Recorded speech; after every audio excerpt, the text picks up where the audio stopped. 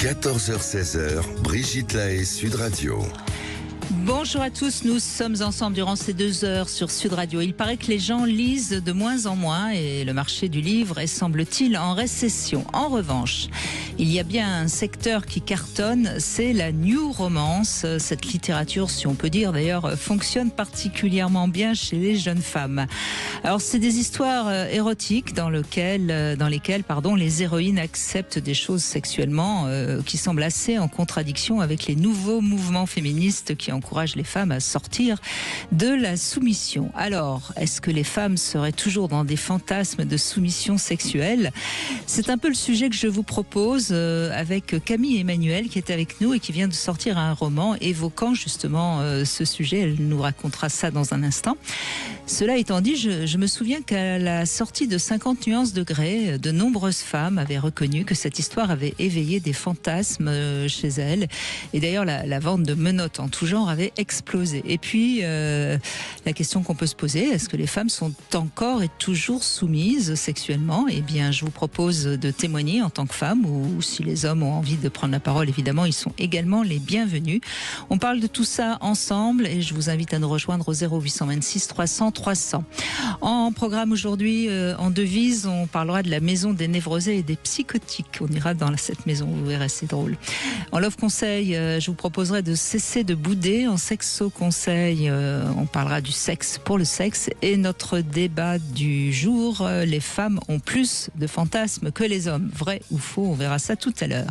Camille Emmanuel, merci, je suis ravie de vous recevoir. Ça fait longtemps que vous n'êtes pas venue dans cette émission. C'était à la sortie d'un livre que j'avais beaucoup aimé, Sex Powerment. Merci Brigitte, je suis ravie d'être là. Ben merci. Vous êtes journaliste et vous avez écrit de nombreux ouvrages. Le dernier, c'est une sorte de roman, mais qui, à mon avis, essaye un petit peu aussi de tendre le cou à beaucoup de choses sur les femmes, justement. Bien oui, Cucu, en fait, c'est un roman qui parle... C'est aux éditions Verso, pardon. Oui, c'est un label Verso aux éditions du Seuil. Cucu, c'est une comédie, déjà. J'avais envie de légèreté, j'avais envie de joie, et j'avais envie de parler de ces sujets, mais sans froncer les sourcils, et plutôt essayer de montrer ce qu'il peut y avoir de drôle aussi parfois dans toutes ces questions de fantasmes, de couple, de rapports hommes-femmes. Il y a des situations un peu drôles. Et donc, c'est l'histoire d'une auteure de New Romance qui décide de tuer son personnage virtuellement. Enfin, elle arrête la New Romance. Mais malheureusement, le héros, bien sûr, James Cooper, millionnaire, beau gosse, riche, tablette de chocolat, etc. Et il apparaît sur son canapé le lendemain matin. Le canapé de Marie Couston, donc mon héroïne, et elle va devoir se débrouiller avec ce mâle alpha qui connaît pas les codes de la vie réelle à Paris en 2024. Et donc c'est une façon, ce roman, de s'interroger, de se moquer, mais surtout s'interroger sur notre ambivalence. De femmes, hein, de femmes, oui, aussi d'hommes, mais là surtout, c'est une héroïne, cette ambivalence, parce que elle, c'est une jeune femme plutôt féministe, elle est prof dans un lycée, et, elle fait lire des textes plutôt féministes à ses élèves, elle a baigné là-dedans. Et en même temps, elle écrit ces textes-là. Alors, elle écrit, au départ, c'est quand même parce qu'on lui commande ça, et on lui demande de faire des trucs sexe, un certain nombre de pages. Oui, c'est une commande et c'est un job un peu alimentaire, mais il n'empêche qu'elle écrit quand même son fantasme. Et quand il apparaît en chair et en os chez elle, elle se trouve avec un homme très séduisant, un peu bête, certes, parce que j'en ai fait un mâle alpha un peu bêta, mais qui correspond aussi à son fantasme et à cette figure de l'homme protecteur, de l'homme un peu dominant. Et elle se retrouve du coup, le cul entre deux chaises, si j'ose dire. Elle se retrouve embêtée entre, d'une part, son désir, et d'autre part, ses opinions, sa pensée. Mais ce qui m'a donné envie de parler de ce livre, Cucu, et de vous inviter, Camille Emmanuel, c'est que je trouve que c'est peut-être justement tout le paradoxe des jeunes femmes aujourd'hui qui sont beaucoup plus aguerries, si je puis dire, que les générations précédentes. Elles savent ce qu'elles veulent, etc. Et en même temps, elles sont encore à la recherche, peut-être pas du prince charmant, mais en tout cas d'un James assez comme votre personnage, et finalement assez soumise sur le plan affectif et sexuel. C'est ce paradoxe que je trouve intéressant. J'ai pas de réponse toute faite. Je crois que c'est pour ça que j'ai écrit un roman et pas un essai d'ailleurs. C'est pourquoi justement cette nouvelle génération va la journée écouter des podcasts féministes et le soir fantasmer en lisant Captive, qui est de la dark romance, on pourra en discuter, ou des textes comme ça où en fait la meuf se fait enfermer dans une cave par un millionnaire mystérieux, machin ça, et à la fin ça se finit en histoire d'amour. Il y a quand même ce paradoxe-là.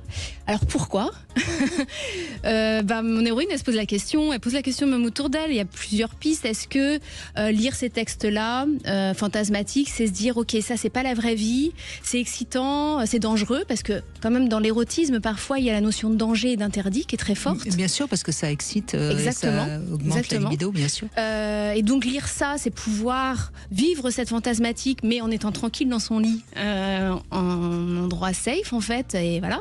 Alors que dans la vraie vie, ça peut être un peu plus dangereux pour les jeunes femmes. Est-ce que c'est parce que en fait, alors ça c'est une autre théorie, mais je sais qu'il y a des personnes qui vont la critiquer, mais est-ce qu'il n'y aurait pas un relan de cerveau préhistorique où en fait la figure du mâle alpha, faisant 1m80, hyper baraque, etc., protecteur, à l'époque c'était pas mal en fait d'avoir ce gars-là pour lutter contre les hyènes quand on vivait dans une cave préhistorique. Aujourd'hui, pas vraiment, on n'en a pas besoin. Mais est-ce qu'il n'y a pas, ça c'est plutôt ce que dirait une auteure comme Peggy Sastre, ou la psychologie évolutionniste, est-ce que c'est pas ça?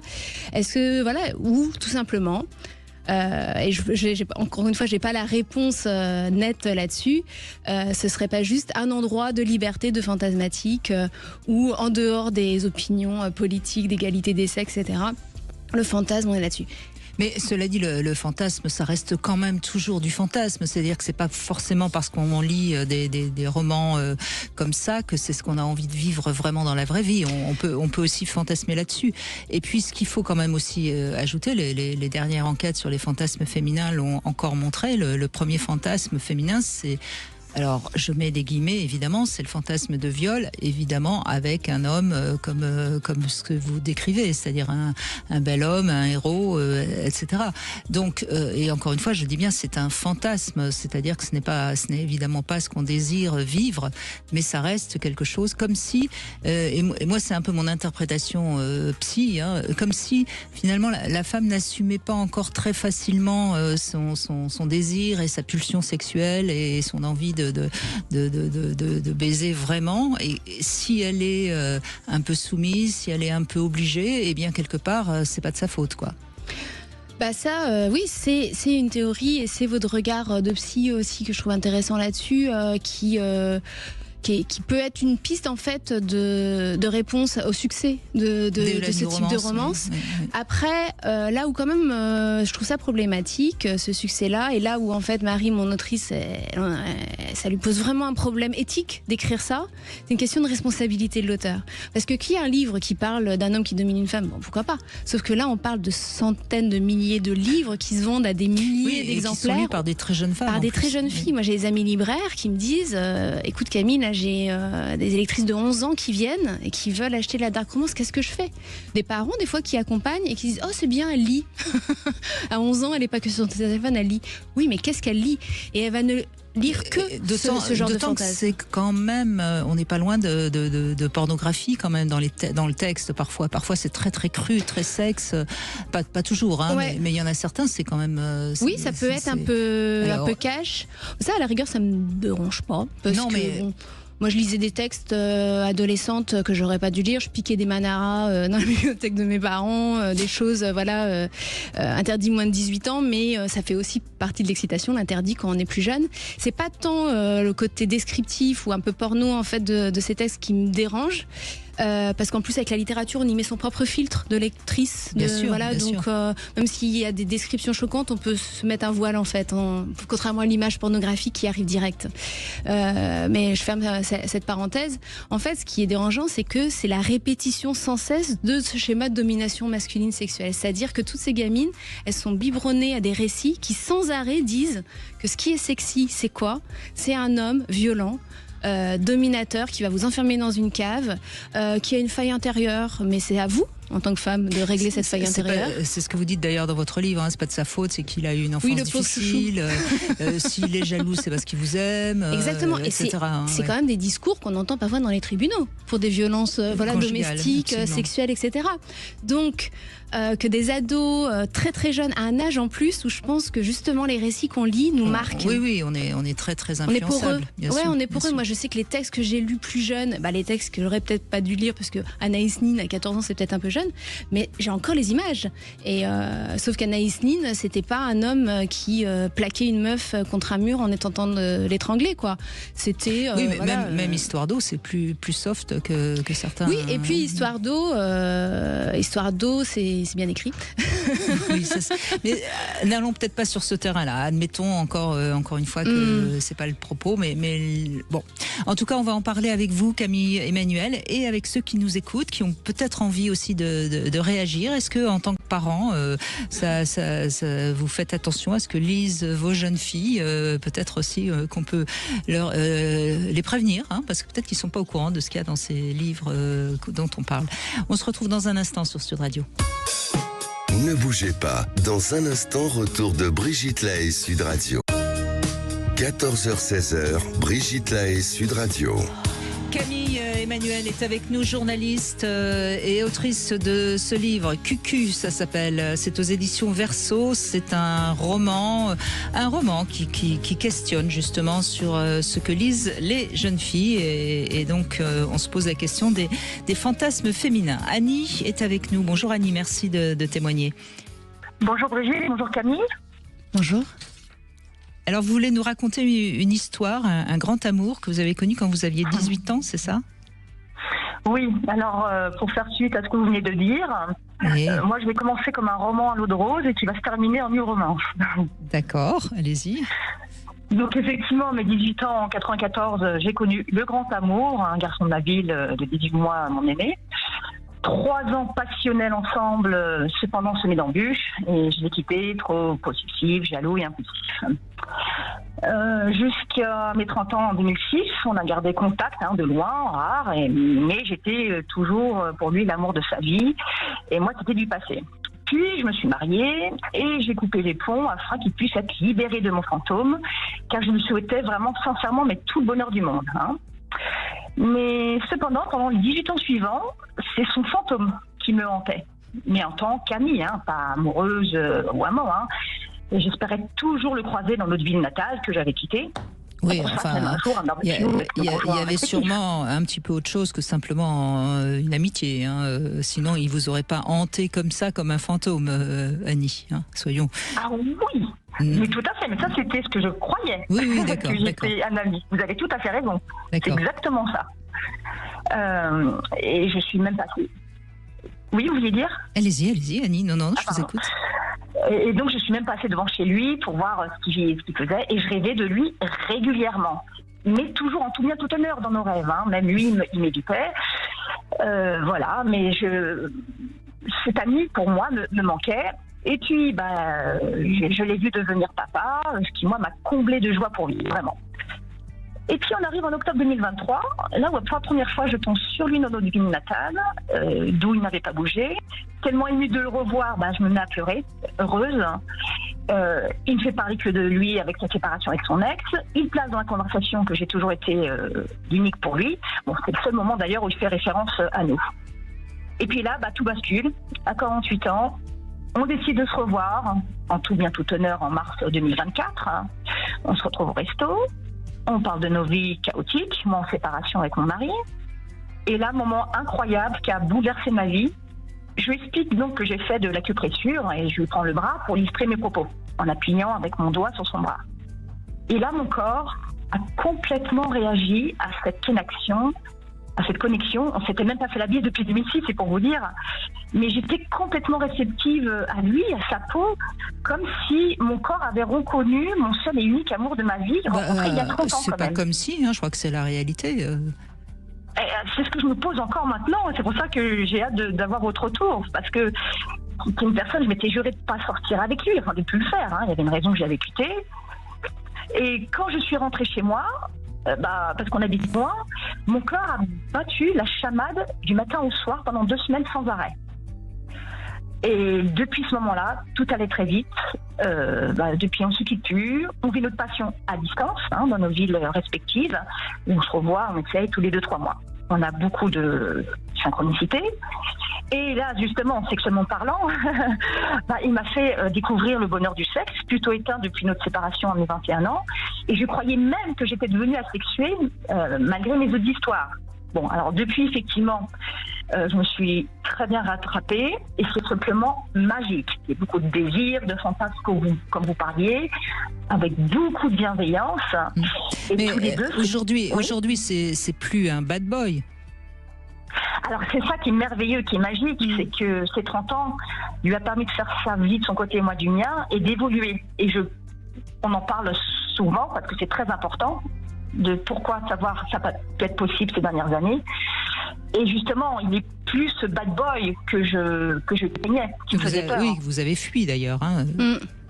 Tout à fait. C'était toxique, c'était pas bon. J'ai l'impression qu'il a grandi en fait. Qu'il a grandi, qu'il a évolué et du coup il y a toujours le désir qui n'était pas forcément lié à son côté justement toxique mais qui était lié à lui et ayant grandi il est plus cet homme jaloux qui veut vous contrôler.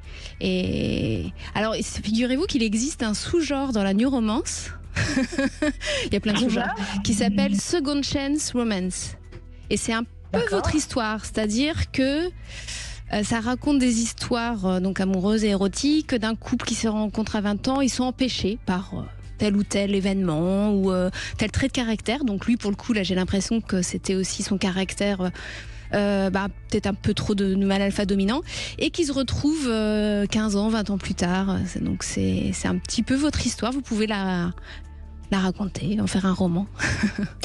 Ah oui, j'aurais plein de détails à donner, parce que là, je vous ai vraiment mis les grandes lignes, mais c'est exceptionnel ce qui s'est passé. C'est digne d'un roman. Mais Annie, je crois que c'est quelque chose dont je suis certaine maintenant, à force d'expérience et de tout ce que j'entends. Quand il y a eu quelque chose de très fort entre deux êtres et sexuellement, c'est-à-dire une alchimie corporelle, quoi qu'il en soit, quel que soit le nombre d'années quand on se retrouve, il se repasse ça. Et on voit bien, c'est au moment où vous le touchez pour autre chose. D'ailleurs, vous attendez pas à ça. À nouveau, vous avez tout votre corps qui s'enflamme. Mais complètement, c'était, comme vous l'avez dit, c'est sorti de nulle part. Ça nous est tombé réciproquement. D'abord moi en premier. Dessus, mais complètement. Alors ça s'explique aujourd'hui par les hormones, par les odeurs. Alors après, est-ce que ça a besoin d'être expliqué ? On l'a tellement entendu que je pense qu'il n'y a pas besoin de l'expliquer. Oui, non, c'est de savoir est-ce que c'est un âme sœur, est-ce que c'est l'amour de ma vie, est-ce que mon corps c'est mieux que mon côté cérébral ? Il y a aussi le fait que la chimie sexuelle dont vous parlez, Brigitte, il est très rare. Les rencontres comme ça, où tout d'un coup, la simple odeur ou le toucher de quelqu'un vous bouleverse complètement. On ne rencontre pas 12 000 des partenaires comme ça dans la vie. Et du coup, il y a aussi, c'est assez exceptionnel. Et c'est pour ça que vous êtes prête peut-être à vivre quelque chose avec lui. Néanmoins, et je suis obligée de vous mettre en garde, Annie, néanmoins, c'est pas parce que ça fonctionne bien sur le plan corporel que ça fonctionnera bien. Est-ce que vous avez les mêmes valeurs, la même éthique de vie, les mêmes projets de vie ? Ça, c'est à vous d'être suffisamment vigilante parce que il a certainement évolué. Est-ce qu'il a totalement changé ? Moi, je ne crois pas qu'on change totalement non plus. Donc, il faut vérifier quand même que vous ne partirez pas dans une relation où vous risquez d'être un peu sous emprise. C'est exactement pourquoi on en parle très honnêtement l'un et l'autre. Alors, plutôt que d'en parler, il va forcément vous dire qu'il a changé, il va forcément vous dire tout ce que vous avez envie d'entendre, et vous allez entendre de toute façon ce qu'il vous dit ou qu'il ne vous dit pas, puisque c'est ce que vous espérez.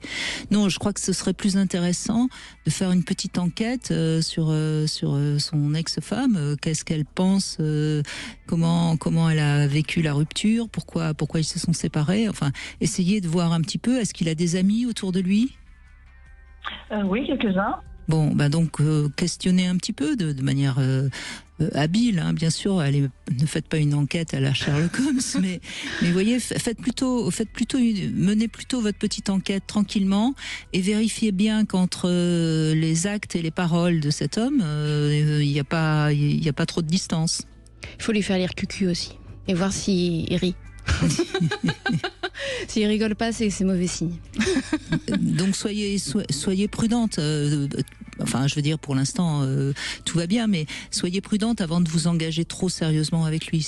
On est obligé de vous donner ce conseil malgré tout, parce que le corps, c'est une chose. Après, il y a tout le reste. Mais merci en tout cas de ce roman, si je puis dire. Merci Annie. On fait une petite pause, on se retrouve pour le Love Conseil. Cessez de bouder, c'est notre Love Conseil du jour. 14h-16h, Brigitte Lahaie, Sud Radio, le Love Conseil. Alors Camille, Emmanuel, on va parler de la bouderie. C'est vrai que c'est quelque chose qui est assez fréquent dans les relations. Hein. On se met à bouder parce qu'on a été déçu ou je ne sais quoi. Et si on se surprend à bouder, un peu comme le font les enfants, parce que ça se passe pas comme on aurait voulu que ça se passe, eh bien il faut se rappeler que c'est une attitude d'agressivité passive. C'est une sorte d'agressivité de bouder, parce que quand on boude, on ferme toute communication et puis de toute façon ça ne sert à rien. Donc je crois que c'est important de ne pas bouder trop longtemps dès qu'on s'en rend compte, parce que d'abord cette méthode va nuire dans la relation avec le partenaire, et je crois que c'est important de vous en rendre compte, de vous rendre compte que vous réagissez comme l'enfant que vous étiez quand vous boudiez parce que vos parents vous avez puni et que vous trouviez que c'était injuste ou je ne sais quoi. Et essayez à ce moment-là de définir un peu plus clairement ce qui n'a pas été et ce que vous aimeriez. Essayez de demander un peu plus clairement, sans l'exiger évidemment. Et à partir de ce moment-là, vous verrez que ça améliorera énormément votre relation. Voilà.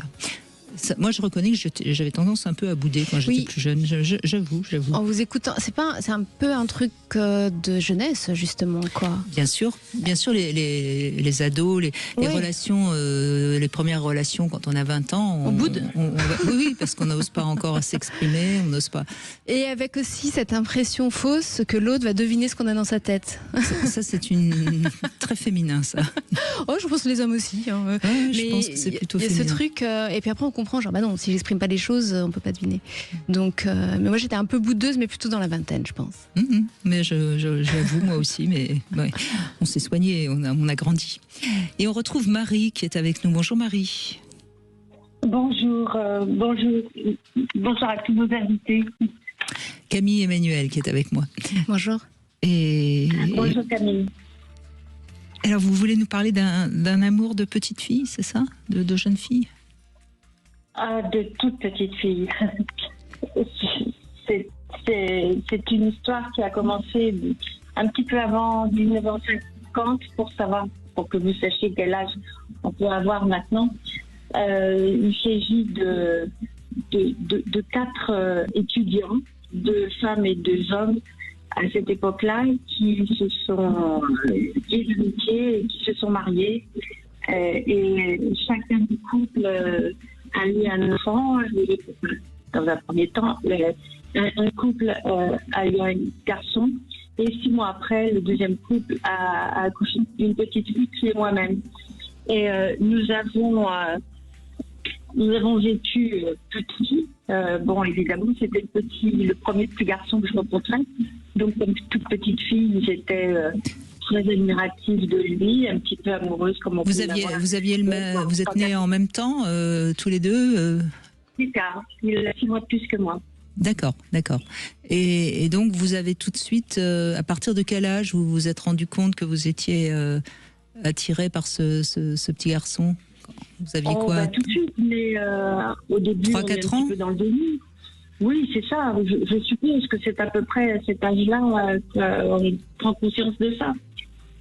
Et ce qui est intéressant déjà, on va essayer de retrouver un son un peu meilleur avec Marie.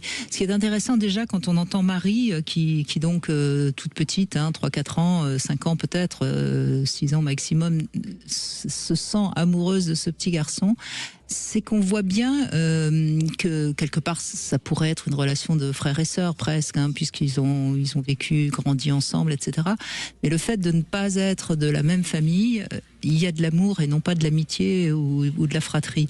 Et c'est là où on voit quand même que chez l'être humain, parce que chez un animal ça se serait pas passé comme ça, chez l'être humain il y a la conscience d'être de l'exogamie, pardon.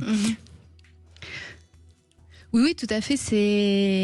On aimerait bien en savoir plus sur cette histoire de Marie, qui porte le même prénom que mon héroïne. C'est vrai. Dans ce roman Cucu, elle s'appelle Marie également. Marie, on vous a retrouvé. Excusez-moi, on avait un mauvais son. On a essayé de régler tout ça. Merci, notre réalisateur. Allez-y. Je vais essayer de résumer pratiquement 70 années. Nous nous sommes vus très régulièrement et puis il y a eu un moment où nos deux pères se voyaient, donc nos deux pères nous emmenaient à la chasse et c'est ça qui nous permettait de nous voir. Et puis un jour, mon père a décidé qu'il ne pouvait plus m'emmener à la chasse. En réalité, j'ai appris 70 ans après, c'était parce qu'il avait une maîtresse et qu'il ne voulait pas que je le sache. Et puis donc on s'est un petit peu perdu de vue, puis on s'est revus vers 10-12 ans. On se voyait de temps en temps parce que nos parents se rencontraient. Je crois même on a dû s'embrasser quand on avait une dizaine d'années. Et puis ensuite, on s'est complètement perdu de vue jusqu'au moment où en 68, je l'ai trouvé à la sortie de mon lycée à Paris avec des copains. Et puis j'étais toute contente de le voir. Et puis il a redisparu. J'ai appris après que c'est papa qui avait tout fait pour l'éloigner. Et puis ensuite, on a fait chacun notre vie de notre côté sans avoir aucune nouvelle l'un de l'autre. On s'est mariés, on a eu des enfants. Donc pour l'instant, vous n'aviez toujours pas fait l'amour ensemble, hein, si je suis bien. Ah non, on a mis très très longtemps. Oui, j'entends, je suis. Et puis donc une vingtaine d'années après, donc on avait, 35 ans. Je sortais d'un parking en voiture, un parking à Paris, et il a traversé devant mon capot à pied. Et je l'ai reconnu immédiatement. Donc je suis descendue de voiture, j'ai couru après, je l'ai appelé. Je bloquais tout le monde, donc je me suis dépêchée. Il m'a donné un numéro de téléphone. Et puis on s'est revus, on était mariés tous les deux. On déjeunait de temps en temps ensemble, mais c'était une belle amitié auquel j'étais très très attachée. Et je crois que j'étais en plein déni. Et puis... Je confirme. Mais j'y tenais passionnément à cette amitié.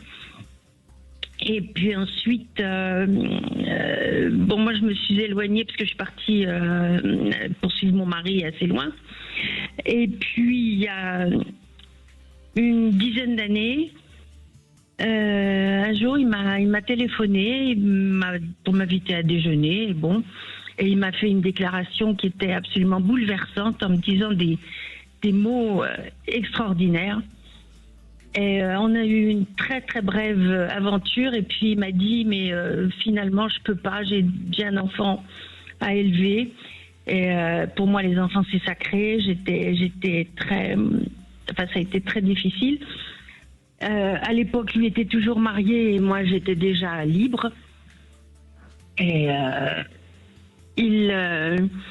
donc je me suis effacée, j'ai disparu pendant 5 ans en ne pensant qu'à lui, en me disant je vais avoir 5 ans de silence pour le faire réfléchir.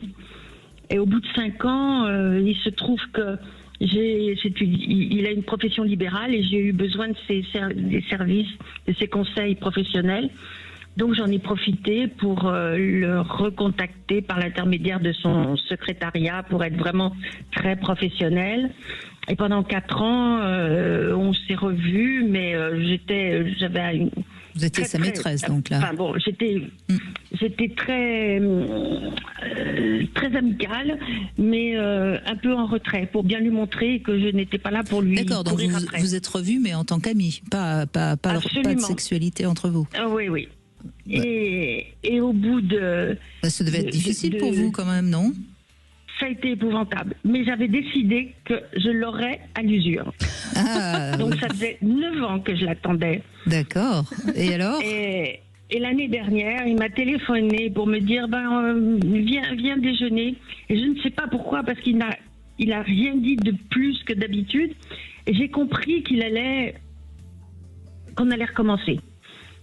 Et on a eu quelques mois absolument féeriques, magiques, où il était toujours marié, mais il arrivait à voler quelques week-ends à son épouse, et on faisait des tas de projets, et puis patatras, son épouse a tout découvert, et elle le flic à l'extrême, et depuis un an, depuis 6 mois maintenant, on continue à se voir, mais on déjeune ensemble, c'est tout. Et vous ne couchez plus ensemble. Et voilà. Et non. Et vous attendez la prochaine étape? Donc, vous restez patiente, c'est ça? Oui, je continue à lui dire, mais je veux que tu viennes, je veux que tu la quittes, je veux que tu viennes avec moi.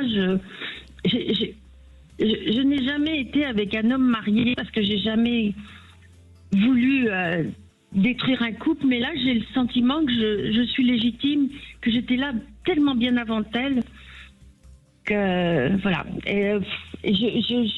Si j'ai encore quelques instants, oui, bien sûr, Marie. Je lui ai écrit une lettre pour résumer, parce que j'ai essayé de lui faire. Il savait pas que je l'avais attendu si longtemps.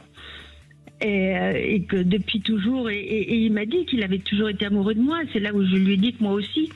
Ce qui est fou, Marie, c'est que votre histoire, encore une fois, je l'entends souvent. On ne sait pas, on se dit, Camille et Emmanuel, en écoutant Marie, et puis on voit que lui aussi visiblement fait des déclarations.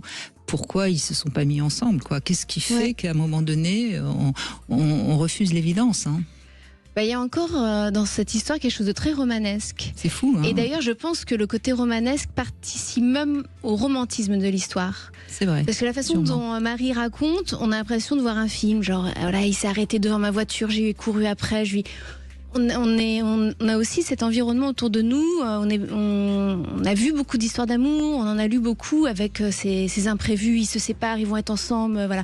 La New Romance, par exemple, joue beaucoup là-dessus. Ils appellent ça aussi du slow burning. Désolée pour cet anglicisme, mais ça veut dire que l'histoire met beaucoup de temps à se développer et à aboutir. Un peu comme Marie, parce qu'ils étaient ensemble quand ils sont nés, enfin ils se sont rencontrés bébés, et là j'ai l'impression que Marie a à peu près 70 ans et tout, donc c'est vraiment du slow burning. Mais en tout cas, ce que je trouve intéressant, c'est que dans ce genre d'histoire aussi, les imprévus, les rencontres, les impossibilités participe aussi au récit qu'on se fait du couple, de cette rencontre. Ça apporte quelque chose d'assez magique quand on se dit c'est comme dans un film. Et c'est quelque chose qui m'intéresse beaucoup. Comme en tant qu'être humain, par exemple, on va se raconter notre propre enfance, notre propre adolescence. Moi, j'étais comme ça, moi, je faisais ça. Mais en tant que couple ou en tant que deux personnes qui vont, elles ont besoin aussi de se raconter des histoires. On s'est rencontrés, tu te souviens, à ce moment-là, il pleuvait, à ce déjeuner-là, tu m'as fait ta déclaration, etc., comme nous racontait Marie. Et en fait, c'est quelque chose que j'essaye de creuser dans mes écrits, c'est ce récit de couple, comment il fonde aussi parfois le couple. Et parfois, il y a des choses assez drôles où les gens pensent qu'ils ont quand on demande à deux personnes comment vous vous êtes rencontrés, ils n'ont pas tout le temps non plus les mêmes histoires. La mémoire est parfois trop peu. Exactement. Oui. En tout cas, Marie, merci de nous avoir raconté votre romance.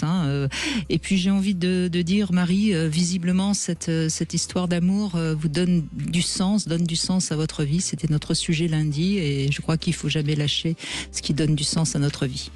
On fait une petite pause, on se retrouve dans un instant sur Sud Radio 0826 300 300. Vous pouvez vous aussi prendre la parole. Vous voulez parler à Brigitte Lahaie? 0826 300 300. 14h-16h, Brigitte Lahaie, Sud Radio. Camille Emmanuel est avec nous et nous avons comme fil rouge ce roman qui s'appelle Cucu aux éditions Verso. C'est un livre qui raconte un petit peu, donc c'est un roman qui raconte une femme plutôt féministe qui écrit des new romances, et Camille Emmanuel a eu envie dans ce livre de montrer toute la complexité des femmes, à la fois leur côté romantique, leur côté en même temps envie de vivre leur vie sans être dépendante des hommes. Enfin bref, tout ça montre bien que ça bouge chez les femmes, mais que malgré tout, je crois qu'elles gardent un cœur toujours très prêt à vivre de belles histoires. Bonjour Magali, qui est avec nous maintenant. Bonjour Brigitte, bonjour Camille. Bonjour. Donc moi je vous appelle parce que je voulais vous parler de mon histoire. Oui. Donc c'est une histoire qui a commencé banalement, avec un couple, 2 enfants, une vie qui s'établit et l'ennui qui commence à venir dans le couple, une vie parfaitement aux normes classiques. Et en approchant de mes 40 ans, l'envie, moi de mon côté, peut-être de tester de nouvelles choses. En tout cas, j'aspirais à vibrer, à m'enthousiasmer pour de la découverte de manière générale. Et quand j'ai glissé un peu certaines idées à mon conjoint, je voyais que ça le heurtait un petit peu. Donc il y avait ce petit côté, ce côté femme qui commençait à se libérer. C'était pas dans le cadre.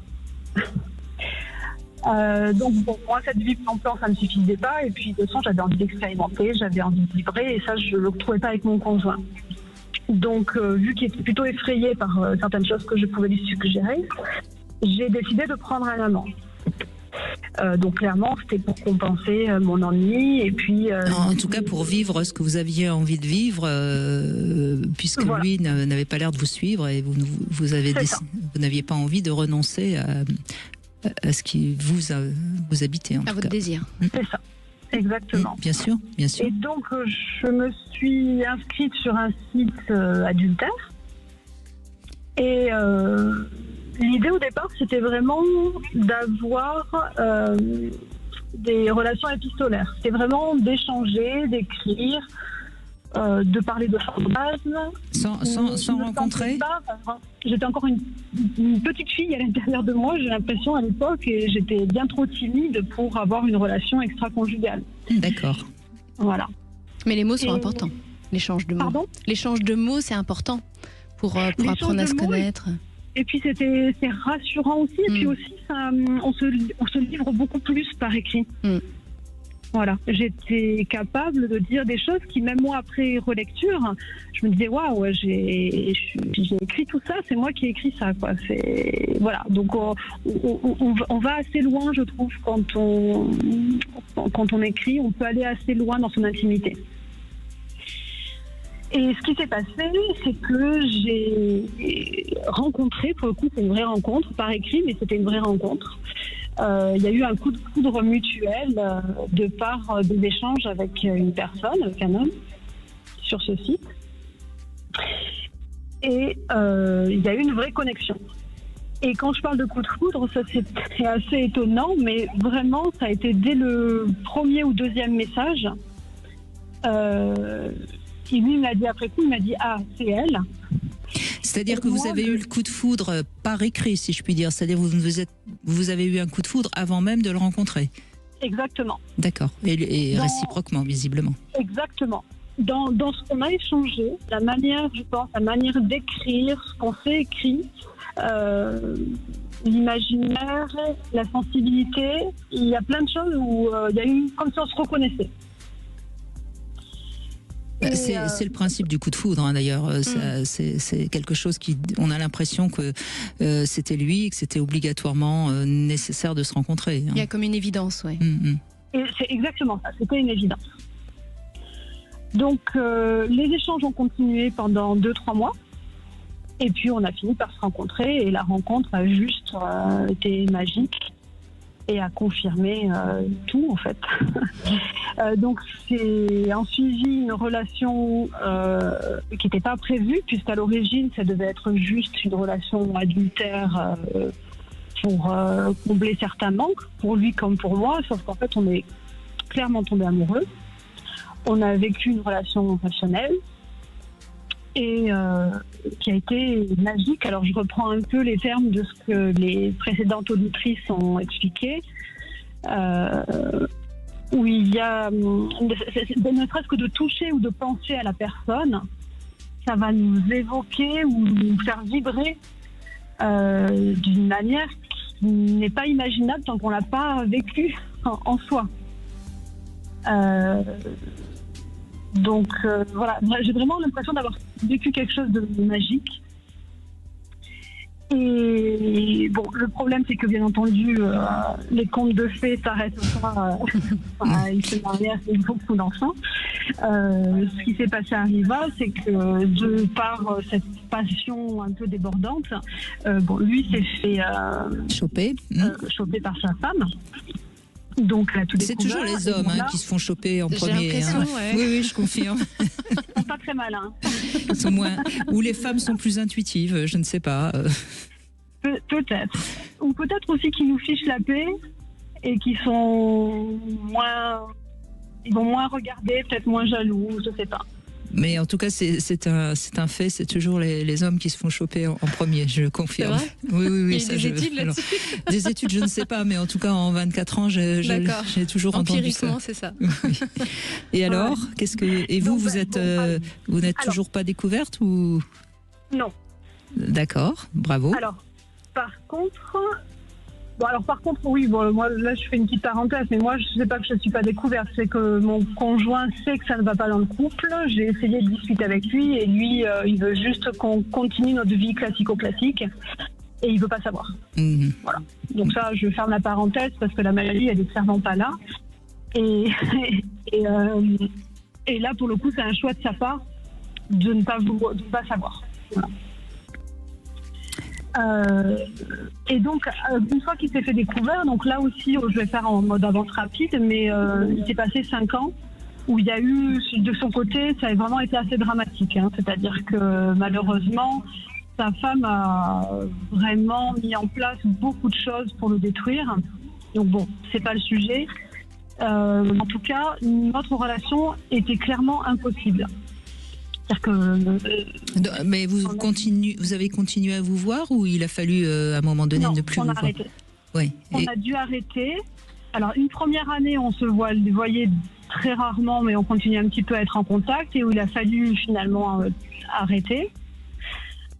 Où il a essayé de se reconstruire avec ses enfants, parce que son ex-femme était allée vraiment très très très loin. Et lui, quelque part, il y a aussi un mode de protection, parce qu'il savait qu'il ne pouvait pas reconstruire ses enfants, sa vie avec ses enfants, si j'étais à côté. Parce que sa femme a tout fait pour que je sois bannie totalement. Et il savait qu'il ne pourrait pas se battre à côté de ses enfants si j'étais à côté. Bon. D'accord, mais il pouvait vous voir indépendamment des enfants, enfin en parallèle. Oui, on a continué plus ou moins à prendre des nouvelles, mais l'idée c'était d'essayer, pour lui c'était d'essayer de se reconstruire. Et on a essayé tous les deux de se dire, c'était qu'une relation d'amant, c'était le deal de départ de toute façon, qu'on ne mettait pas en difficulté nos couples, donc on arrête là et on pensait qu'on y arriverait. Et vous en êtes où alors aujourd'hui ? Justement, le truc c'est qu'on n'a jamais réussi à oublier, même si on a essayé. Moi de mon côté, j'ai essayé je ne sais combien de thérapies. Je suis même allée voir un psychologue en addiction parce que j'avais vraiment ce phénomène d'addiction en moi. Et alors, je pense que j'avais ce phénomène d'addiction parce que vraiment, quand j'étais avec lui, il y avait un cocktail d'hormones qui me rendait... Et puis il se passe un phénomène aussi étonnant, c'est que plus la relation passionnelle est entravée, plus la passion est tumultueuse, plus elle enflamme. Donc c'est ça aussi. Écoutez, Magali, on va pas vous quitter comme ça, on va attendre la suite et donc on va vous retrouver après les infos parce que là il faut laisser la place aux infos, mais restez avec nous, on vous retrouve tout de suite après avec Camille et Emmanuel. Et 14h-16h, Brigitte Lahaie, Sud Radio. Eh bien, nous allons continuer à écouter Magali, évidemment, dans cette deuxième heure qui est toujours avec nous.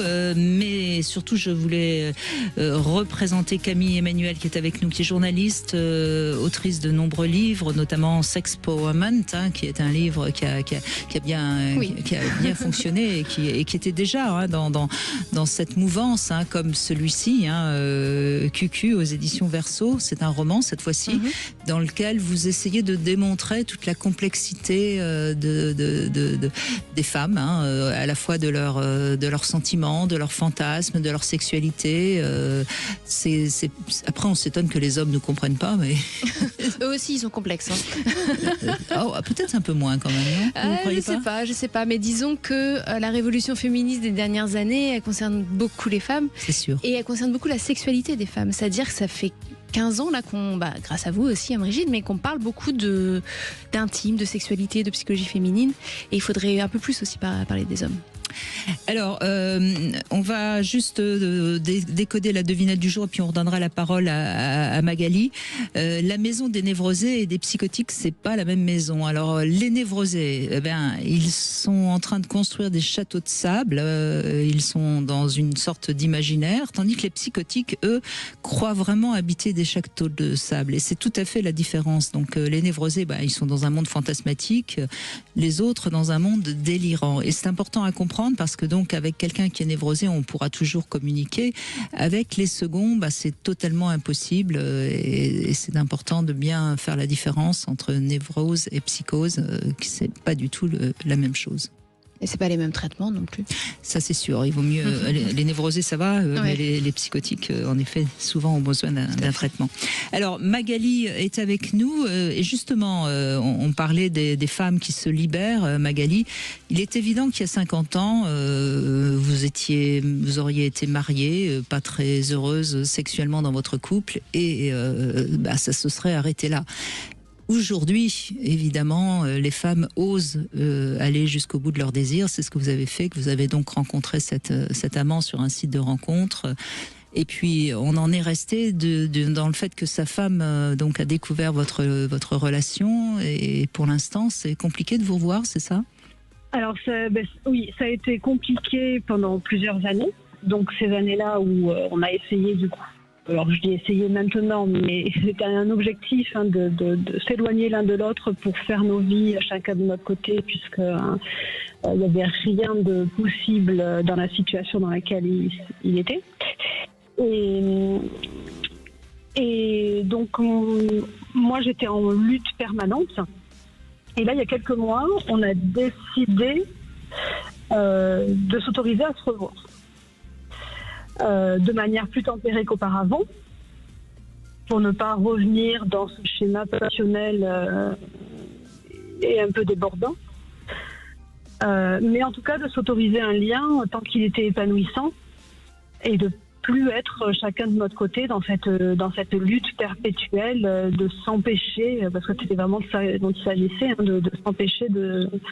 Mais derrière cet empêchement, moi j'ai l'impression, enfin c'est ce que j'entends, mais je me trompe peut-être, Magali, c'est qu'il y a de part et d'autre de la culpabilité, lui vis-à-vis de ses enfants, lui peut-être vis-à-vis de votre conjoint, parce qu'au fond, qu'est-ce qui vous empêchait une fois que sa femme l'a quitté, de vous revoir ? Alors ça, je pense que ça pourrait être le sujet d'une autre émission. Vous parliez tout à l'heure de personnes psychotiques et névrosées. Voilà, on est sur un domaine vraiment... c'est vraiment beaucoup... Sur le papier, je suis d'accord, mais dans la réalité, quand une mère est prête à détruire, même jusqu'à ses enfants par vengeance, on est sur une situation totalement anormale. ou alors il aurait fallu qu'il abandonne ses enfants. Pour moi. Oui, non, mais Magali, ce que je ne comprends pas, c'est qu'il peut très bien, cet homme, il a une vie en dehors de ses enfants, et il peut très bien rajouter 1 heure pour vous voir dans sa vie en dehors de ses enfants, non? Ou alors il était fliqué comme, enfin, il avait un GPS sur lui que sa femme pouvait télécommander à distance. Enfin, vous voyez. Non, mais en fait, quand on a régulièrement les gendarmes qui viennent à la maison. Ah oui. Parce que soi-disant un des enfants a appelé pour dire qu'il était maltraité, alors que l'enfant il est juste en train de dormir calmement. Enfin, c'est allé vraiment très loin là. Je parle d'une situation où il y a eu des assistants sociaux qui ont sa femme, son ex-femme est parce que ces enfants étaient vraiment en grande, enfin ils étaient pris en otage. Oui, j'entends bien, voilà. J'entends bien. Et donc lui, de son côté, il s'est dit, moi, je veux pas laisser mes enfants en garde exclusive avec leur mère parce elle a brillé, hein, clairement, elle a brillé. Et donc il dit, je peux pas en France, on retire pas des enfants à une mère juste parce qu'elle fait ce genre de choses.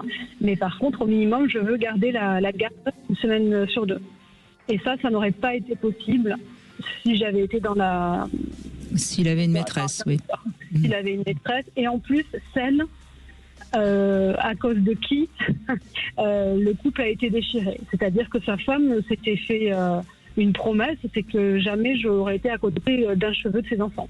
Mais là, vous avez raison, Magali, c'est bien de le signaler, hein, même si aujourd'hui, le divorce pour faute n'existe plus, etc., etc. Malgré tout, on sait que lorsqu'il y a adultère, la personne qui demande le divorce, si l'autre a eu une relation extra-conjugale, risque d'en payer le prix. Ça existe encore, hein, alors que malheureusement, la loi ne va pas dans ce sens-là, mais le juge va encore juger de cette manière-là.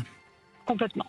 Donc on comprend mieux que, en effet, elle avait mis en place tout ce qu'elle pouvait en tant que bonne perverse. Exactement. Et à côté de ça, après, c'est pas forcément le sujet, mais lui a été épaulé par une amie de la famille qui, à un moment, lui a proposé, dans leur malheur mutuel, de se mettre ensemble. Et c'est donc ils ont essayé une relation conjugale avec... Et ça, c'était une relation qui était acceptée par les enfants et, de fait, par son ex-femme. Donc, si vous voulez, lui s'est retrouvé dans une situation où il a dit, de toute façon, moi, je suis foutu parce que j'ai quelqu'un là, j'ai une épée de Damoclès au-dessus de moi. Il y avait enquête sur enquête, pour tout et n'importe quoi. Et donc, du coup, voilà. Il a essayé ça n'a pas fonctionné. Ni moi, essayer de refaire ma vie, enfin en tout cas essayer d'aller mieux avec mon couple en me disant bon mais c'est trop dangereux d'avoir un amant, on arrête, j'arrête mes bêtises et je me remets dans quelque chose de classique et suffisant. Lui, il s'est dit j'essaye de reconstruire avec les nouvelles données que j'ai, c'est-à-dire que je peux pas faire ce que je veux par rapport à mes enfants et par rapport à plein de choses. Donc on a vraiment essayé chacun de notre côté. Et sauf qu'en fait, ça a été un fiasco, on peut dire, puisque 7 ans après, c'est en 2017 quand on s'est rencontrés, et 2018 quand il a été découvert. Donc 6 ans après, on n'était toujours pas épanouis, toujours à lutter, pas s'envoyer un message.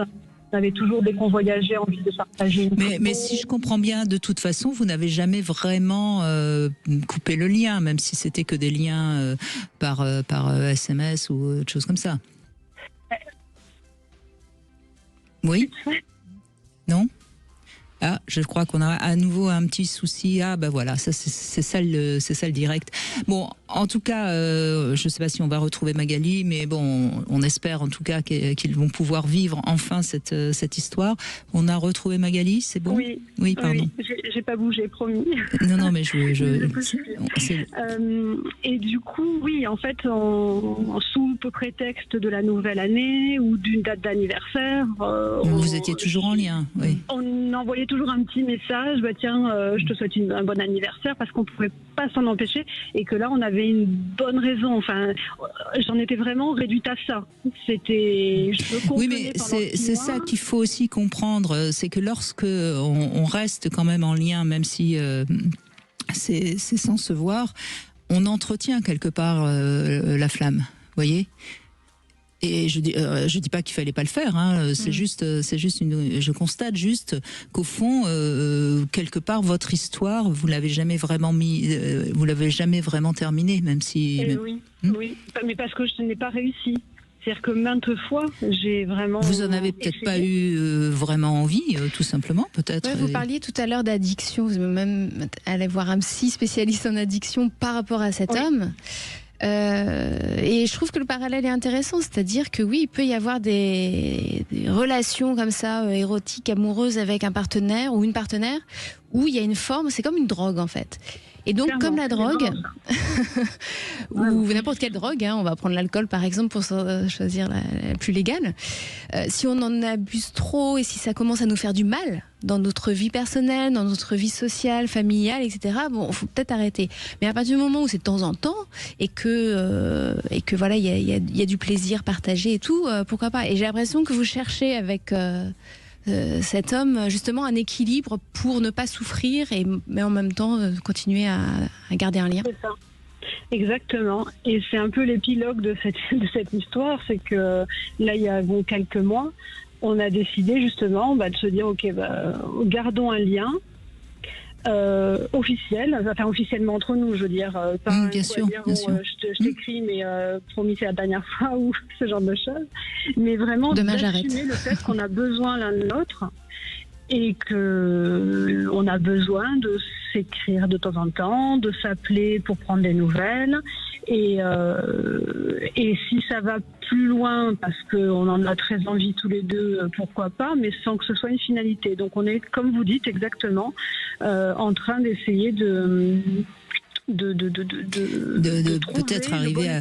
Oui, mais je crois à Magali. D'abord, j'ai juste envie de dire que la passion, c'est pas une drogue. Il faut faire la différence entre passion et addiction, même si ça ressemble, même s'il y a des points communs. Et je pense que c'était pas la peine d'aller voir un spécialiste de l'addiction. Je pense qu'il aurait plutôt fallu aller voir quelqu'un pour comprendre pourquoi vous aviez tant besoin de redonner de l'élan vital dans votre vie, parce qu'au fond, c'est de ça dont ça parle. Vous vous ennuyez beaucoup dans votre vie conjugale. Et cet homme, cette histoire donne du sens à votre vie. Donc maintenant, ce qui est peut-être intéressant à voir, c'est est-ce que cette histoire, c'est une histoire passagère qui donne du sens à votre vie et qui vous permet d'être vivante et vibrante, ou est-ce que c'est vraiment le futur homme de votre vie? C'est ça peut-être qui sera intéressant à analyser, mais il est trop tôt pour le savoir de toute façon, je pense, tant que vous n'aurez pas réellement la possibilité de vous voir de manière sereine. Oui, mais justement, c'est aussi que dans ce lien qu'on se permet d'avoir, je me sers quelque part de ce lien pour me sentir bien, d'être enfin libérée et déculpabilisée. Et puis depuis que je m'autorise ce lien-là, qu'on s'autorise ce lien-là, je me sens vraiment bien, je me sens vraiment mieux, je me sens remplie, je me sens joyeuse. J'ai repris, comme vous dites, cet élan de vie que j'avais perdu. Je luttais pour essayer de l'avoir. Donc j'ai retrouvé cette plénitude, ce plaisir, et je me dis ok, je vais me servir de ça pour me sentir suffisamment bien pour je fais plein d'activités à côté, de la danse, etc. Et jusqu'à présent, comme je n'avais pas cet élan de vie, je ne me sentais pas non plus capable de rencontrer une nouvelle personne, par exemple. Bien sûr. Et je me dis, si rien n'est possible avec cet amant, peut-être qu'effectivement ce sera le cas, mais peut-être qu'un jour, je serai suffisamment bien pour avoir cette énergie d'entamer une nouvelle relation avec une nouvelle personne. Donc je me sens, en fait, cette personne me permet de me reconstruire, en fait. C'est bien ce qu'on a compris. En tout cas, on voit bien Camille et Emmanuel, et on va continuer évidemment à en parler. On voit bien que l'amour, c'est quand même un sacré moteur pour les femmes. Hein. Ça, il n'y a pas de doute. On fait une petite pause, on se retrouve dans un instant. Dans un instant, retour de Brigitte Lahaie, Sud Radio. 14h-16h, Brigitte Lahaie, Sud Radio.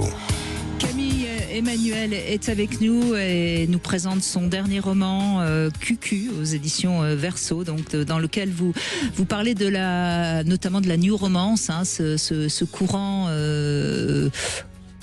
Je sais pas comment dire, érotique, un peu violent, hein, qui parle de tout ce que les femmes auraient comme fantasme. Hein, C'est de la littérature, en fait, c'est un mélange entre Harlequin, qu'on connaissait avant, les romances Harlequin, et ce qu'on appelait aussi de la chick lit, donc la littérature pour poulettes, donc un peu plus moderne. Et c'est arrivé avec 50 nuances de gris, ouais, ce genre-là. Exactement. Raphaël est avec nous maintenant. Bonjour Raphaël, merci de réagir. Merci aussi pour votre émission et bonjour à votre invité. Bonjour. Alors mon histoire, elle va rejoindre peut-être le témoignage précédent. C'est une personne que j'ai rencontrée en soirée il y a à peu près 5 ans. Ouais. Complètement par hasard en fait, je me suis trompée de personne. et on s'est revus. Et quand je l'ai rencontrée, cette personne m'a très vite dit qu'elle ne voulait pas de relation sérieuse. Et moi, je me suis attachée. Le contexte dans lequel on se voit au début, c'était pas à l'extérieur, et maintenant, c'est vraiment que en soirée. La soirée, ça passe vraiment super bien. Il y a vraiment une attirance physique. Dès qu'il est là, enfin, dans les soirées où je vais, je le vois tout de suite, et il n'y a plus que lui, quoi. C'est vraiment un peu comme dans les films où il n'y a plus que lui et moi. Mon souci, c'est qu'au fur et à mesure du temps, au début c'était toujours très fort, nos relations physiques, et le temps passe vraiment très très vite quand on est avec quelqu'un, je pense dont je suis tombée amoureuse. Hein.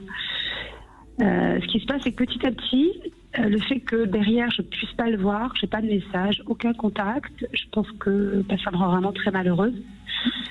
Et maintenant, ce que j'essaie de comprendre, c'est que c'est un peu comme si j'ai une dissociation. C'est-à-dire qu'à partir du moment où je le vois, on est ensemble, j'ai des grandes parties de soirée dont je ne me souviens plus du tout. Et voilà, donc je m'interrogeais sur cette évolution, pourquoi d'un coup j'ai pu Mais vous voulez dire les soirées que vous passez avec lui, oui. que vous oubliez, c'est ça? Oui. Et aussi le ressenti. Avant, quand il m'embrassait, je ressentais, en fait, j'avais vraiment un ressenti très, très... c'était beaucoup de plaisir. Et là, c'est comme si mon corps, en fait, déjà, quand je le vois, ça, je sais qu'il est là, donc j'ai un peu comme une pulsion. Et après, c'est plus comme avant. C'est-à-dire que maintenant, autant j'attends toujours de le voir, mais j'ai clairement des bribes de moments où je me souviens plus. Vous êtes sûr qu'il ne vous fait pas avaler quelque chose? J'avais posé la question. Écoutez, je pense pas. Enfin, j'espère pas. Enfin, non, je pense pas. Non, parce que Non, mais excusez-moi, hein, je ne veux pas mettre de doute dans votre esprit parce que ce serait terrible mais ne plus se souvenir, ça fait penser à ça quand même. Les blackouts comme ça, c'est particulier, oui. Oui, mais quand je le vois au début de soirée et que je commence à l'embrasser, par exemple, là, j'ai plus de ressenti. Peut-être que vous êtes lassé aussi de cette relation un peu unilatérale, non? Parce que il n'a pas l'air, très généreux, il n'envoie pas de message du tout. Oui, c'est ça. Il vient, il se passe ce qui se passe et il repart. Bon, au bout d'un moment, dans l'estime de soi, c'est un peu dur, quoi, pour vous, j'imagine, de se dire, bon, il vient, il consomme, excusez-moi l'expression, et il repart. Ouais. Et il n'y a pas beaucoup, par ailleurs, de générosité émotionnelle, d'intimité, de partage. Non, il n'y a pas de partage. À partir du moment où on est tous les deux, on va dire, entre la soirée et la nuit jusqu'au lendemain. Vous voyez à quel rythme, ça fait 4 ans que ça dure? Oui, il y a eu des interruptions. D'accord. Et des interruptions même très longues. Et puis il est revenu, là ça fait 1 an, où je le vois pratiquement, on va dire, 1 fois par semaine, en fin de semaine, 1 fois par semaine, ou 1 fois toutes les 2 semaines. Et c'est lui toujours qui décide, évidemment, quand est-ce qu'on... Oui, mais bon, souvent maintenant j'essaie de ne pas répondre, de ne pas aller à l'endroit où il est. Non, mais vous êtes, franchement, Raphaël, vous êtes quand même lucide que vous lui servez d'objet sexuel quand monsieur désire. Et vous rendez compte que vous êtes en train de tout doucement de dépérir quand même dans cette relation, même si elle a été très très forte et si vous avez été très amoureuse. Mais là, visiblement, vous sentez bien que quelque part, c'est plus destructeur que constructeur maintenant. C'est ça, parce qu'après le lendemain, je suis tellement mal que... Mais bien sûr, oui, c'est normal que vous soyez mal. C'est assez terrible de se sentir utilisé en fait pour le plaisir de l'autre. Et il y a absolument aucun mal à prendre du plaisir ensemble et voilà. Et oui, voilà, c'est ça, on en prend ensemble. C'est super, mais quand on sent que pour l'autre, nous sommes qu'un corps en fait quelque part. C'est compliqué. Moi, ce que j'ai envie de dire, Raphaël, c'est que votre corps, quelque part, vous protège de vous-même. C'est-à-dire que là, vous le dites bien, vous ressentez plus grand-chose quand il vous embrasse. Vous en arrivez même à oublier ce qui se passe, comme si votre corps était déjà en train de le rejeter, mais il y a votre cœur, votre rêve peut-être d'une histoire à laquelle vous avez beaucoup cru, et c'est normal quand on est amoureuse, qui continue à rester un petit peu accroché. Mais votre corps, je crois que votre corps, il vous dit la vérité. Oui, c'est ça. Il faudrait que je l'écoute.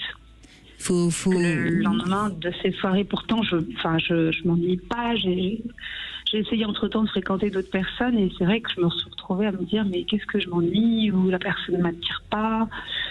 Et par contre, lui, c'est systématique. Alors, c'est peut-être aussi maintenant comme un fantasme de me dire, lui. Et... Vous savez, c'est parfois difficile d'accepter de renoncer à un rêve, surtout quand il était si beau au début. Oui. Et c'est donc difficile de renoncer parce que ça veut dire que vous passez à côté de quelque chose que vous auriez tellement aimé vivre. Mais en même temps, c'est en acceptant de renoncer à quelque chose qui de toute façon n'existera pas. Puisque là, on peut pas vous dire que, ça me paraît clair, c'est de renoncer à quelque chose qui de toute façon n'existera pas, qui vous permettra, peut-être pas demain, mais plus tard, d'en rencontrer un autre.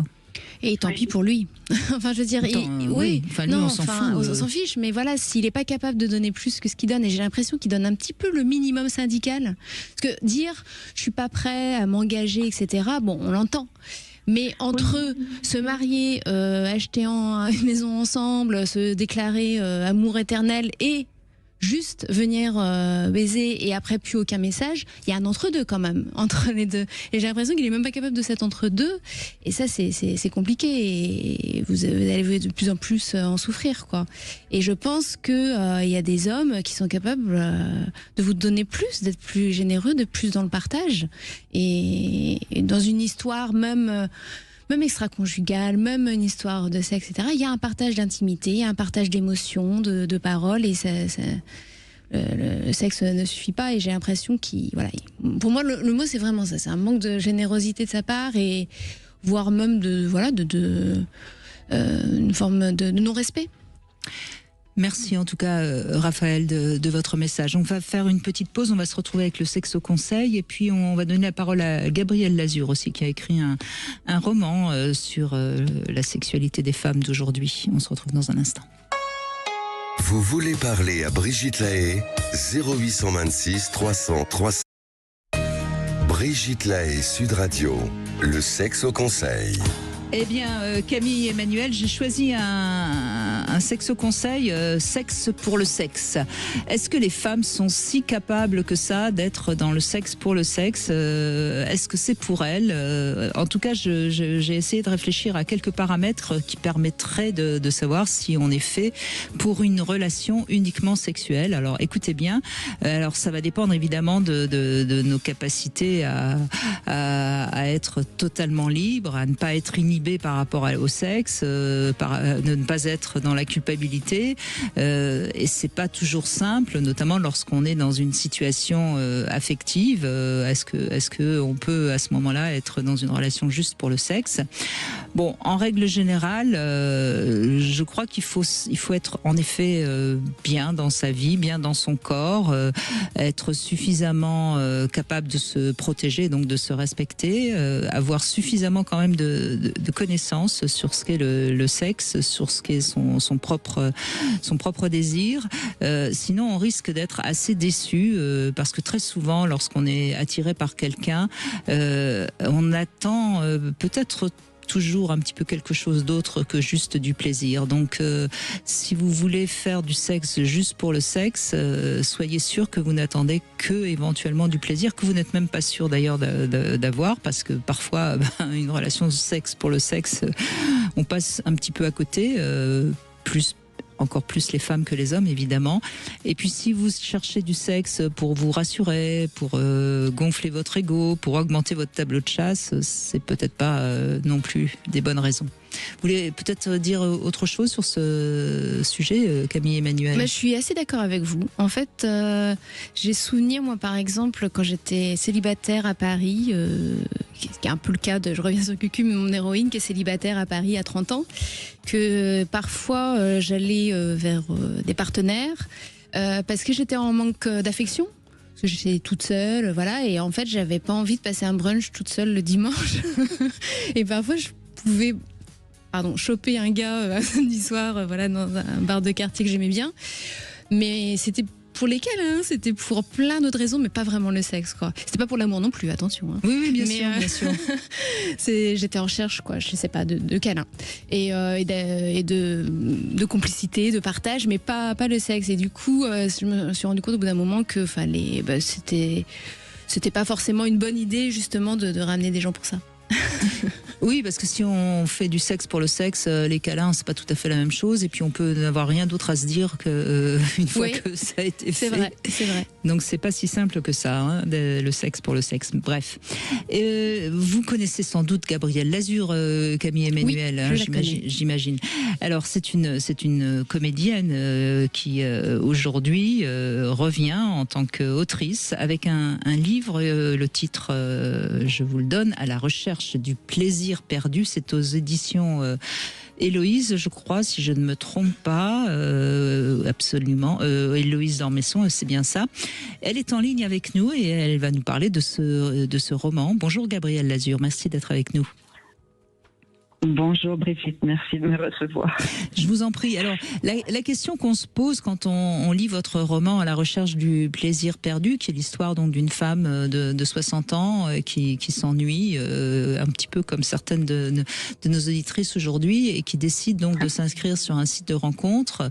On se pose la question, en tout cas quand on lit le roman, on a l'impression qu'il y a un petit peu de vécu dans ce roman. Et je me trompe ou pas ? Alors, un peu de vécu, oui. J'ai créé un personnage qui n'est pas moi, qui est libraire, qui est américaine. Enfin, on a des points communs. Et c'est vrai que j'ai pu expérimenter aussi les sites de rencontres à un âge assez avancé, comme ça, à 60 ans, comme elle. Mais sinon, le reste, c'est des histoires. Mais c'est vrai qu'à partir du moment où j'ai su que j'allais écrire quelque chose, je posais beaucoup de questions aux gens que je rencontrais, à mes amis aussi qui sont sur des soucis. Donc, c'est beaucoup partie de choses qui ont été réellement vécues, oui. Alors, ce qui est intéressant, Camille Emmanuel, vous pouvez aussi poser une question à Gabrielle Lazur, si vous voulez. Ce qui est intéressant, c'est que vous commencez le livre en disant « Ce qui me rassurait à 20 ans m'insupporte à présent ». Et je trouve que c'est très juste, en tant que femme, les hommes aussi d'ailleurs, le partenaire qu'on va choisir à 20 ans, c'est pas celui avec qui on a peut-être envie de vivre à 60 ans. Hein. Ce que j'ai principalement voulu faire, c'est inverser le schéma classique, c'est-à-dire souvent dans une relation qui dure longtemps, on entend des histoires de mari qui s'ennuie, qui est volage, qui est la femme un peu délaissée, qui arrivant à la ménopause, elle dit « Ah, mais j'ai plus de libido, t'en fous, c'est pas grave et tout ». Mais je trouve ça injuste. Je vois pas pourquoi les hommes ils feraient l'amour jusqu'à la fin de leur jour et pas les femmes. Donc c'est pour ça que j'ai un peu inversé le schéma habituel, quoi. Alors vous passez beaucoup de temps aussi à décrire la difficulté qu'ont parfois, et ça j'ai trouvé que c'était assez juste, la difficulté qu'ont parfois les femmes de 60 ans justement, qui ont un petit peu laissé la sexualité de côté, de retrouver un corps prêt à vibrer. D'apprivoiser leur corps, oui, c'est clair. Et elle n'ose même pas appeler Brigitte Lahaie, contrairement à moi. Oui, merci de m'avoir cité. Oui, Parce qu'elle a carrément des doutes sur son anatomie intime. Elle s'est jamais vraiment regardée, en fait. Oui, et vous parlez des jouets qui permettent de remettre le corps en mouvement, si je puis dire. Et puis après évidemment, c'est en ça que le roman est drôle, c'est que vous passez et très érotique. Vous passez en revue différentes rencontres avec la première, si je me souviens bien, je crois qu'il bande pas très bien.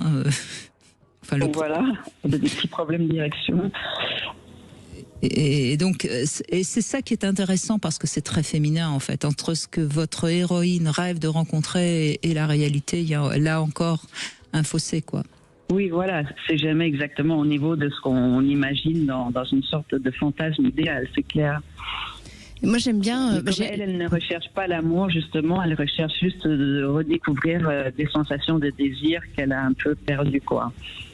J'ai hâte de lire ce roman parce que déjà avoir une héroïne féminine de 60 ans qui est une femme désirante, qui n'est pas juste ou grand-mère ou ménopausée ou tout ça, mais qui est une femme vivante, voilà. Et on n'a pas assez de représentation de ça dans la fiction, notamment au cinéma ou dans les séries. Donc c'est bien si de la littérature s'y met. Et puis c'était l'objectif aussi, quoi. Ouais, et j'aime bien aussi la littérature où il y a des scènes érotiques mais qui sont pas parfaites. Je sais que moi dans QQ, j'ai voulu à un moment donné raconter du sexe un peu raté mais quand même chouette.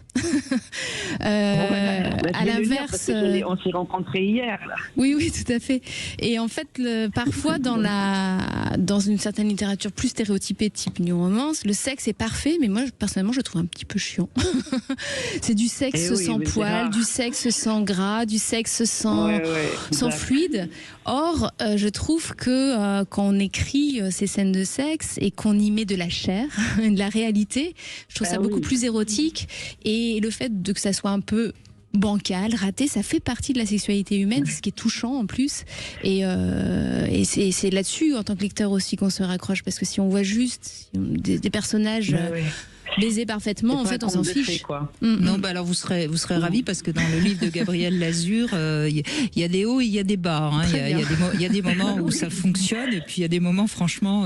Mais on dit que les femmes après la ménopause deviennent invisibles, mais celle-ci, elle n'est pas invisible du tout. Je montre tout. Non, vous donnez des détails assez croustillants et assez coquins sur la sexualité. Mais alors, ce qui est intéressant aussi, Gabrielle Lazur, c'est que vous montrez aussi le côté naïf parce que la femme a envie d'être aimée et à un moment donné elle se fait un peu arnaquer financièrement par un homme qui lui fait des belles... J'ai pas voulu envoyer les femmes dans la gueule du loup non plus, quoi. J'aimerais donner de l'audace aux femmes mûres, mais pas non plus qu'elles se cassent la figure, quoi. C'est ça, oui. Et donc attention parce qu'il y a des arnaqueurs et ça, le mot cœur dans arnaqueur est là. Exact. Il y en a, c'est clair, on a beaucoup d'histoires là-dessus. Et puis, vous êtes très moderne aussi, Gabrielle Lazur, dans ce roman À la recherche du plaisir perdu, puisqu'à un moment donné, elle essaye les femmes. Il était temps. Oui, et puis même voir plus. Oui, je ne veux pas donner la fin du livre. Je suis d'accord, on ne parlera pas de Martha. Mais oui, elle essaye aussi les femmes, et ça c'est très nouveau quand même chez les femmes d'aujourd'hui. Oui, elle se dit, elle a envie d'essayer des choses qu'elle n'a jamais essayées, donc volontairement j'en ai fait un personnage qui était un peu puritain à la base, elle a fait l'amour qu'avec 2 seuls hommes dans sa vie, donc elle a tout à découvrir en fait. Elle a tout à découvrir et ça va assez vite quand même. Oui, c'est ce que quelqu'un m'a dit, mais quand même, quand elle se lâche, elle se lâche. Il était temps. Voilà, il était temps, il avait du rattrapage. Non, mais ça peut aider des femmes qui nous écoutent, qui sont peut-être un peu en train de se poser la question, est-ce que j'ose essayer de faire des rencontres, et c'est vrai qu'il y a tout sur les sites de rencontres, il y a toutes sortes d'hommes, comme dans la vraie vie, et peut-être que votre roman peut les aider à passer le cap. Ce que vous disiez aussi, Brigitte, c'est que c'est assez nouveau aussi, ces femmes qui à un moment donné s'autorisent du coup la bisexualité, enfin aller vers d'autres femmes. Des femmes qui, quand elles avaient 15 ans, qui sentaient peut-être une attraction pour certaines femmes, c'était pas possible dans leur milieu, dans leur éducation et tout. Et après un divorce, après tout ça, dans un monde où quand même il y a beaucoup plus, heureusement, d'acceptation des sexualités LGBT, elles vont à 60, 70 ans se dire mais là j'aimerais bien quand même découvrir ça parce que à 14 ans j'étais amoureuse d'une fille mais c'était pas possible à l'époque, maintenant je peux. J'ai jamais essayé, voilà. C'est jamais trop tard. Non, exactement. Mais en tout cas, merci Gabrielle Lazur d'avoir pris un petit peu de temps pour nous parler de votre roman À la recherche du plaisir perdu. C'est aux éditions Héloïse d'Ormesson. Donc c'est une femme de 60 ans qui passe le cap et qui décide de découvrir d'autres aventures sexuelles. Et j'allais dire, on en a pour son argent, parce que il y a beaucoup de scènes très très érotique, c'est peut-être ce qui surprend le plus, mais c'est aussi tout l'intérêt du livre. Voilà. Merci beaucoup Gabrielle Lazur. Édulcoré, c'était pas pareil. Merci Brigitte. Merci. Je vous en prie, merci à vous. On va conclure dans un instant avec le débat du jour. Est-ce que les femmes ont plus de fantasmes que les hommes? C'est une affirmation. Voyons si elle est juste ou pas. Dans un instant, retour de Brigitte Lahaie, Sud Radio. 14h-16h, Brigitte Lahaie, Sud Radio.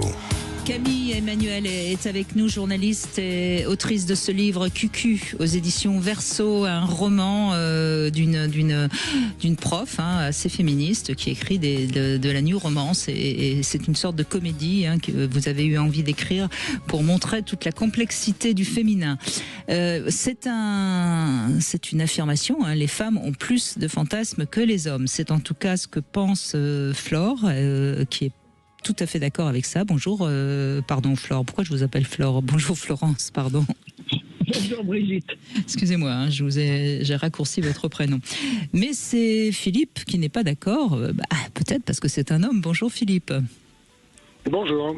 Alors on va laisser comme toujours dans ce débat Florence nous dire pourquoi vous pensez que les femmes ont plus de fantasmes. Qu'est-ce qui vous fait dire ça? Moi, tous les hommes que j'ai rencontrés ont beaucoup moins de fantasmes que moi. D'accord. J'en ai réalisé certains. Il y en a d'autres qui seront peut-être pas réalisables.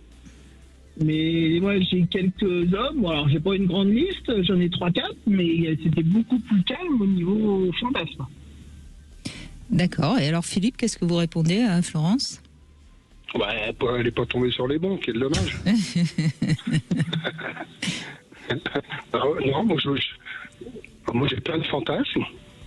Oui. Ouais, et puis bien sûr, on les réalise pas tous, mais en tout cas, on peut en parler. Donc ça, c'est bien.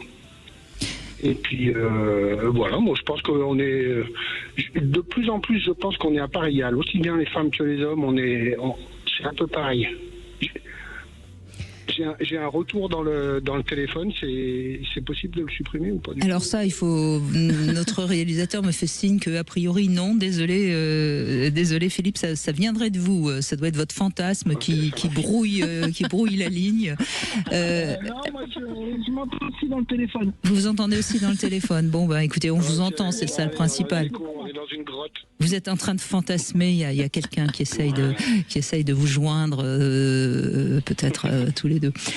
Camille Emmanuel, je sens que vous avez envie de réagir, allez-y. Oui, parce qu'en fait, en français, on a un seul mot pour deux concepts assez différents. Fantasme, ça peut être le fantasme de type pratique sexuelle qu'on aimerait réaliser avec un ou une partenaire.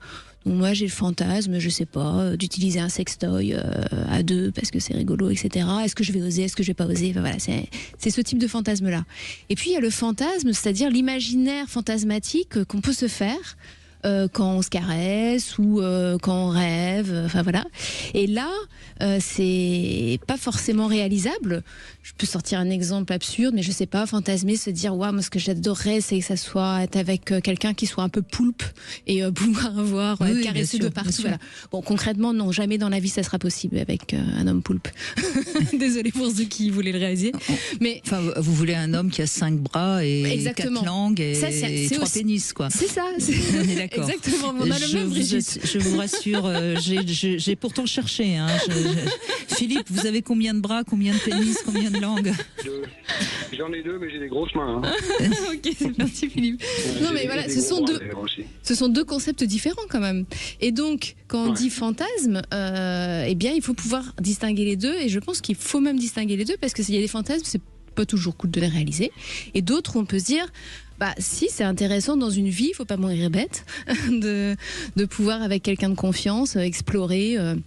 Que ça soit par exemple, je dis n'importe quoi. Bon, moi je suis assez classique. Pour moi, il y a pas mieux qu'un lit dans la vie. Mais il y a des gens, voilà, le fantasme, ça va être faire l'amour dans un ascenseur, voilà, sur la plage, ce genre de choses. Ça, c'est des fantasmes qu'on peut réaliser. Et d'autres non. Mais et là, je me demande si peut-être les femmes en ont pas un peu plus, puisque moi, je suis d'accord avec vous. Je pense que je suis désolée, Philippe, hein, vous êtes l'exception qui confirme la règle, vous devez être très féminin. Je pense que les femmes ont un imaginaire plus riche, mais d'abord parce qu'elles en ont besoin. Alors, je ne dis pas encore une fois que toutes les femmes ont su le développer, cet imaginaire. Beaucoup de femmes, malheureusement, sont très inhibées par rapport à leurs fantasmes, et beaucoup de femmes vont dire non, j'ai pas de fantasme. Mais je pense que naturellement, les femmes vont utiliser plus la fantasmatique pour maintenir le désir que les hommes. Mais ça ne veut pas dire que les hommes n'ont pas de fantasme non plus. Non, bien sûr. Ah ouais. Qu'est-ce que vous avez envie d'ajouter à ça, Florence, Philippe? Florence, à vous l'honneur. Moi, je pense qu'on a toutes quand même des fantasmes, plus ou moins avoués, mais je pense que toutes les femmes en ont. Oui, le problème, c'est comme les rêves. Tout le monde rêve, mais il y a plein de gens qui ne s'en souviennent pas. Donc, il y a des gens qui bloquent leurs fantasmes parce que les fantasmes, ça peut faire peur. On peut ne pas oser reconnaître qu'on a ce fantasme-là. Moi, je dis n'importe quoi, mais par exemple, si on a le fantasme de faire l'amour avec un éléphant, ça peut faire peur. Hein. Je préfère le poulpe. Ça peut faire mal, oui. Mais peut-être juste avec la trompe, hein, Philippe. Ce débat part en vrille. Mais non, mais c'est le principe des fantasmes. Bien sûr que ça part en vrille. Non, mais ça peut être avec un extraterrestre. Enfin voilà, la fantasmatique humaine est incroyable. Elle est extrêmement libre et c'est super. Et peut-être que les sources de fantasmes masculines sont, c'est-à-dire le porno en ligne gratuit, c'est assez répétitif. C'est souvent les mêmes choses mises en scène, hein, quand même. Et peut-être, alors c'est une hypothèse, hein, les femmes iraient chercher, peut-être dans la littérature justement, ailleurs, d'autres sources de fantasmes. Et du coup, il y a plus de diversité. Moi, j'aime bien aussi la bande dessinée. Je trouve que parfois, il y a des fantasmes dans la bande dessinée qui sont très, très intéressants. Bon, en tout cas, merci Florence, merci Philippe. Je suis désolée, je vous donne pas plus longtemps la parole parce qu'on est en fin d'émission. On court toujours un peu. Hein. Pourtant, on a 2 heures, mais on court toujours un peu. Donc, le livre de Gabriel Lazur, À la recherche du plaisir perdu, ça peut vous aider à fantasmer. Et puis, le livre de Camille Emmanuel, Cucu aux éditions Verso, ça peut vous permettre de fantasmer. C'est vrai que votre héros, James, il est peut-être un peu macho, mais il fait un peu fantasmer quand même. Oui. Il faut reconnaître, il faut bien lui reconnaître ça. Merci beaucoup Camille Emmanuel, j'étais ravie de vous avoir durant ces 2 heures avec nous pour évoquer le féminin. On l'a compris, hein, les femmes fantasment peut-être, mais elles ont surtout besoin de beaucoup d'amour et ça n'étonnera personne évidemment. Tout de suite, vous allez retrouver Alexandre Delovan pour C'est votre avenir, qui est là aussi où on entend toujours beaucoup de questions sur l'amour. Et quant à nous, demain, on sera avec Michel Odoul, fondateur de l'Institut français de Chiatsu. Évidemment, vous le savez, vous le connaissez bien. On va parler des peurs et de notre stress qui seraient les pires ennemis de notre santé. Avec Michel Odoul, on va vous donner des conseils pour éviter justement d'être trop stressé pour que vous puissiez rester en très très très bonne santé. Je vous embrasse et je vous dis à demain. Sud Radio, votre attention est notre plus belle récompense.